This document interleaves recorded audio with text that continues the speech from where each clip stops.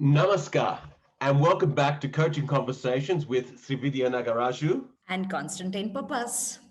Okay, over the last few weeks, we've taken you through five core steps. We haven't gone to the fifth one yet of romantic success. First one being identifying where you are at right now. Two, defining your core purpose. Three, galvanizing your mindset. Four, looking at your wheel of life and setting goals.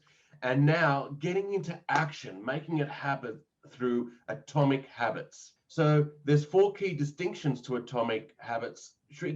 Give us an introduction to what they are? See, we all find it difficult to build habits. Unless we build habits, it's very difficult to achieve our goals. We saw routine based goals we need every day. We are defined by what we do every day. So that's why it's called atomic, small changes but consistent. So there are four things, like is the power of 1% rule.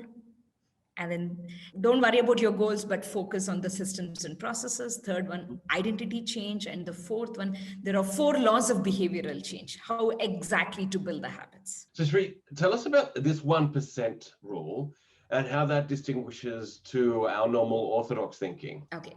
See, normally when we start doing, we all start off, no problem in starting, but keeping on, we get discouraged when we don't see a change immediately. Mm-hmm.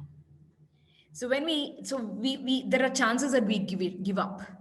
So Yep. it's important that you have to focus on consistency, do it. It's like the compounding effect.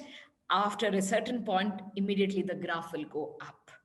So instead of focusing on immediate gratification, focus on the long term goal, and I'm sure we will achieve that. Yeah. So, for example, for us, it's like business development, right? Is that you just keep going. You get up, you keep going. There will be troughs, but you don't give up. You might change your approach, but you keep going, right? The second one is quite interesting. Screw goals and focus on processes. Tell us about that one. Now, often we are more so focused on the reaching the goal. I say we forget to enjoy the journey.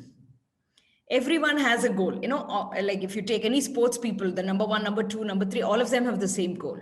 But the difference is, like, you talk about business, all of us have great business goals, but why only some people are able to achieve? Because they focus on the systems and processes which will help us to reach there. It's a really good distinction because often we link goal to happiness. When I'm going to achieve my goal, I'll be happy, versus I'm going to just keep going.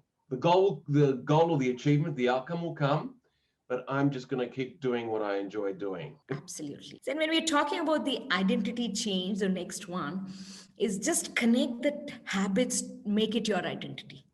Yeah. So what we normally do here is we focus on this is the outcome I want to achieve. Have a think about a strategy workshop we may do with a client. Often the client goes, this is where we want to get to. This is how, this is a process, and this is our values, right? What we're saying here is turning it upside down is who are we being? So for example, I've spoken to you about by being fit, it gives me energy and I give out energy. So I'm being, or I'm choosing to be, the energetic facilitator. And when I choose that, then I will continue doing the process around hill climbing or whatever fitness regime, and then I'll get the result that I get. Fantastic example. So just connect it to make the habits your identity. It's a beautiful concept, isn't it? So while we are doing on that, the next four things are beautiful, four laws. I just really love this. It's simple. Like, you know about it. Would you like to talk about it? Well, let's talk about it together. So number one is cues, right? So, and we spoke about this, like when I travel, for example, I'll have my sports shoes, my tank top, my shorts right in front of me. So when I wake up, that's the first thing I see. And keep it every day visible in your place so that you don't forget it. Visibility, yes. What's the second one? So, I mean, the first one is just make it obvious. And second one is make it attractive, or the craving, there has to be something for in it. So craving, so for example, if we take my example of fitness or climbing up the mountain that's behind me, it's breathing the fresh air in real time, getting that coolness, almost like positive vapors into my lungs. Yeah. So like that, what else will you get along Yeah. with this? If I do this, what else will I get is attractive? And then next is the make it easy. Say if I have to go, you said you wanted to climb the mountain, but Yeah. for you, you've chosen the mountain which is very close to you. Access is easy, right? Yes. I mean, for me, if I have to climb a mountain, I have to travel at least an hour. Then I Yeah. wouldn't do it daily. So I would rather choose something else for my fitness, which is easy access. So we got to make it easy. Otherwise, we will say, oh no, today I don't have that an hour to drive, or, we are good at coming up with excuses, aren't we?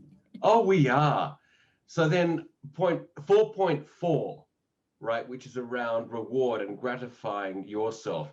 So you give us an example, Shri, of a habit and then how you reward yourself. See, this is a saying called what is immediately rewarded is repeated, and what is immediately punished is avoided. Mhm. Okay. So, for example, if I have to complete a task, I can keep a reward. Let's say I'm just want to have an ice cream. It could be very simple, but I will say I will have it only after I complete this task. The end I of the want to buy a new attire. I will buy it only after I get into a certain fitness. Okay. So the 4 key points are the power of 1% rules, incremental pieces. 2, don't focus on the goals, just focus on enjoying the process. 3, identity change, anchoring to your identity versus the outcome or achieving the goal. And the 4 are the 4 laws that you've gone through: cue, craving, response, and reward. If we can adopt these to our goals, connecting back and come up with our, you Yeah. know, it will motivate us to keep going. I am sure we will reach where we want to reach, all of us. And so what I ask people is, number 1, shift your mindset from habit being bad to being good. Number 2, after viewing this, just take one simple action. Just get into action. So that completes our 5-part series on romancing success. So thank you very much, and we look forward for you to join our next series. Thank you so much for all of you. And thank you, Constantine, for this amazing conversation. Srividya, as always, thank you. Thank you.